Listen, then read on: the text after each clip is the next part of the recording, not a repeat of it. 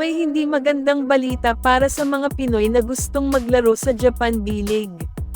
Ito'y matapos inanunsyo ng liga na magre-recruit o bibigyan na nila ng priority ang mas matatangkad na import na magmula sa China at Mongolia. Bukod dyan, gusto nilang pagandahin at palakasin ang kanilang liga, kaya persigido sila ngayon na simulan ng gawin ang nasa plano. Dahil ang layunin nila ay ang matawag na second best league sa buong mundo, next sa NBA.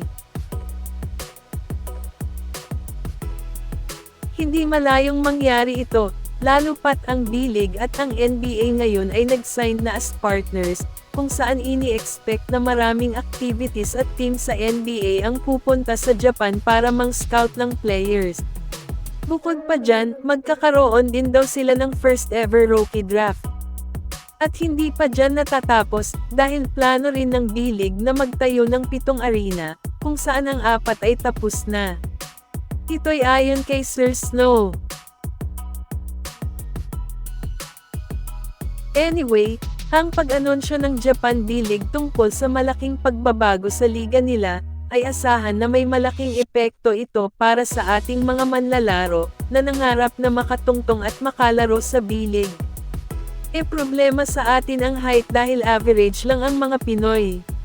Swerte naman si Kai Sotto pagdating sa height dahil pasok siya sa hinahanap nila.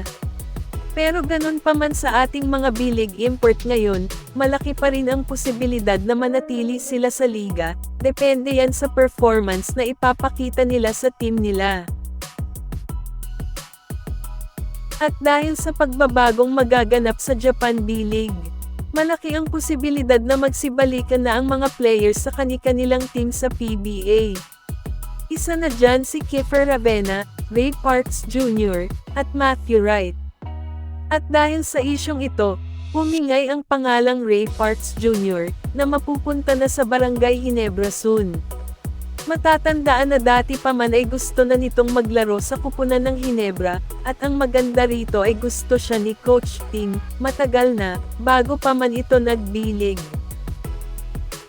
Ang pagiging all-around ni Parks, ang isa sa nagustuhan ni Coach Tim sa kanya. May depensa, good passer, may assists, at may shooting pa. Ngayon, matunog ang pangalang Jeremiah Gray, at Jamie Malonzo, na isa sa kanila ang ipapalit para kay Ray Parks. Ayon kay Sir Homer, malabong mangyari na papayag ang TNT kay Jeremiah Gray, dahil 2 beses na raw itong na ACL, habang si Ray Parks, ay never pa na-injured. Mas okay daw si Jamie, ang ipalit kaysa wala silang makuha. Dagdag pa niya, kahit galing din ito sa injury, na-break-in na ito sa Gilas at sa Commissioner's Cup, bigyan lang ng mahabang playing time para maibalik ang dati niyang laruan.